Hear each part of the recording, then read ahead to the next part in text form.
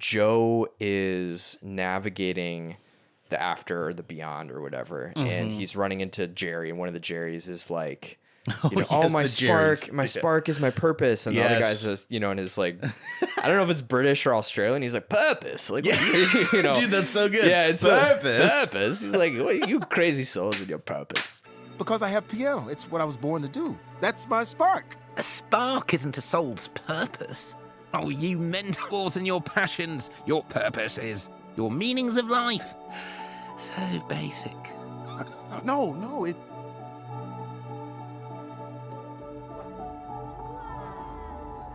is music. My spark is music. I know it is. But Joe comes to a deeper realization where he realizes, I always thought that my spark is what made me who I was. And I think on a deeper level for us, it's like, music doesn't make you who you are, or writing doesn't make me who I am. So from a godly perspective and a practical godly perspective, what would you say is a healthy filter to make healthy like observations or whatever about like what makes us who we are? Oh my gosh, yeah, that's the question that this movie is asking for sure. And I feel like I want to go watch that scene again because that Jerry or whatever, who's maybe Australian, not sure, Australian Jerry. It was like, what do you mean by purpose or spark? Like, I thought that was really interesting response because it was like, he thought that he had to find that. And from the beginning of the movie, when that other Jerry was like explaining that about the mentorship, he was saying all these other things, but Joe only took that. Oh. He heard, spark, because that was what was most important to him. And he zoned in on that. So I just thought that was really interesting. But then to answer your question about, kind of like godly perspective or our Christian life, like, the question that I think we ask God a lot is like, oh God, what do you want me to do? Yeah. And a lot of the times God is like, what do you want to do? And we're like, I don't know. That's what I'm asking you, dude. Yeah. Like, and I think sometimes like we think that there's going to be this billboard that comes that we're driving on the highway past. It's like, that says, Josh, this is how to live your life. Yeah. Like, I think that's how we think, this kind of sign, very physical, like literal sign there. But I think it's like to answer those questions of like, who am I, or what do I desire? What do I want? I think takes a lot of like time, just like journaling and praying through that. But practically, I think it's like, I don't know. I think what's been helpful for me is like, what am I passionate about? Yeah. Like kind of writing those things out. Yeah. What are things that I've done that really like give me life? Mm-hmm. And I mean like what, I don't know. I don't know if it's like what makes me happy, but it's like what, like when I say what gives me life, it's like, these are moments where I felt like this is who I am. Mm-hmm. And at times that's been like my job or making music or whatever. Mm-hmm. But other times I felt like what gives me life is like listening to other people and kind of giving them like wisdom from my own perspective. Yeah. Sort of serving people with nothing in return, basically. Yeah. So yeah, I think like kind of practically writing out like, what are you about, basically? A close friend of mine, she always asks when she meets people, like, not what they do, but like, what are you about? And I really like that. That's awesome. It's like, because it kind of forces people to say, who they are, who their essence is. I think also there's a lot of like, I don't know specific resources, but I think there is a lot on like, what is your soul? Like, how is that defined? Mm-hmm. I think for me, something that's been really practically helpful is like spiritual direction in that way. Yeah. That's kind of like all spiritual direction is like kind of answering that question, like, who am I? Mm-hmm.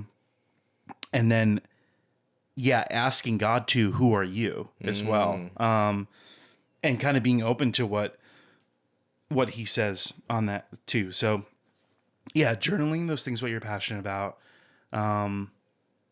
figuring out what is like your calling. And I don't really like saying that word, because it's like, that can be like really like a lot of pressure to figure that out. Yeah. But I think your calling is like kind of what we're talking about, of like, yeah, what are you about? And then go do that. And maybe doing that thing is like not a job.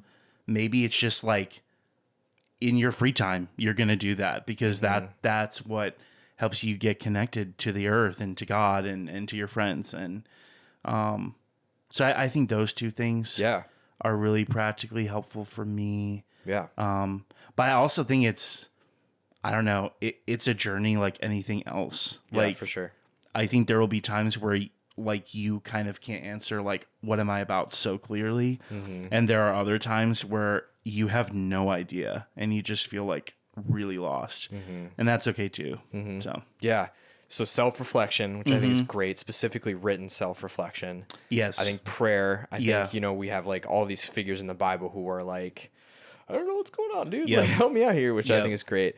And then something you touched on at the end that I think was the one thing I wanted to add into, not always trusting that what we think is best for us is what's best for us, or what our direction is like actually where we're supposed to go. Because I think I've just become more and more convinced that I don't think God requires us or asks us to go so violently against who he's designed us to be.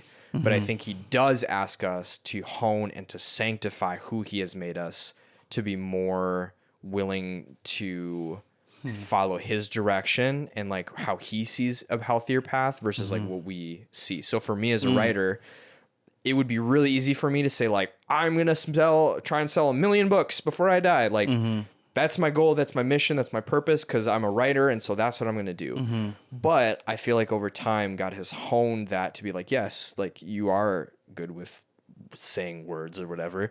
So how that can look is actually, what if your words were meant to inspire or to encourage or to get people to think deeper? And that is so much different than a very like easy to understand, oh, everyone who's a writer just like gets a writing job, or everyone who's a writer like publishes this or does whatever. And I think that has given me more excitement to do what I'm doing, because now I can get up in front and do a commencement speech, and that is like maybe one of the greatest things I ever write. And I can just accept that. Did I make a dime from it? No. But hopefully there were people who were impacted by it, or like if I in the future get to just have a conversation with someone, or I write someone a thank you note, like I hope that maybe even for you, maybe the best song, and maybe that's something as faith-centered artists we can fight against the tide, is changing what metrics we use to value our creativity and like what we do. And so if God has made us both creative in different ways,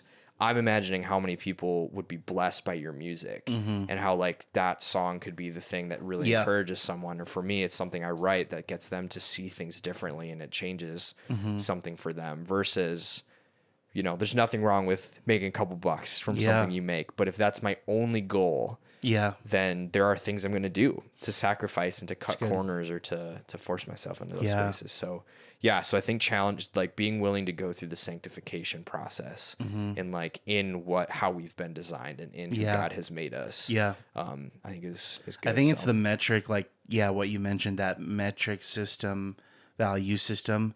I think it's about like kind of reframing that. And even in our faith, it's like asking questions of like, okay, like why do you want a relationship with God? Like what is the driving force behind that too? Because I think that when something stops kind of being satisfying for us is usually because that thing that we thought was driving it is not serving us anymore. And that doesn't necessarily mean that you just have to like throw that thing away. But it does mean that you have to reevaluate and kind of like have a new metric or measure on that thing that is maybe not performance based or money or something that's gonna flee, but is something that's actually like deeper, like is that serving you? Yeah. And if you can't like find an answer to that, then find something that does. Yeah. Yeah, love it. Cool. Well, we'll close out then. So, Gabe, where can people find your music, or what places do you want to send them to check out some of the things you're working on? You can find my music on Spotify, Apple Music, YouTube, TikTok. It's just Gabriel Douglas. I have 2 songs out right now. One is Find Your Way. Then another one is a Stephen Day cover called If You Were the Rain. And I have a YouTube channel, Gabriel Douglas, as well. Talks all about music. Yeah. All that good stuff. Yeah, dude. Dude, thanks for hanging out today. That was fun. Dude, I appreciate you sharing your thoughts and your heart. So yeah. Be on the lookout for more videos from us. Check out some Gabe stuff and some good jams, and we will see you on the next video. Just like drops of rain, we all find our way.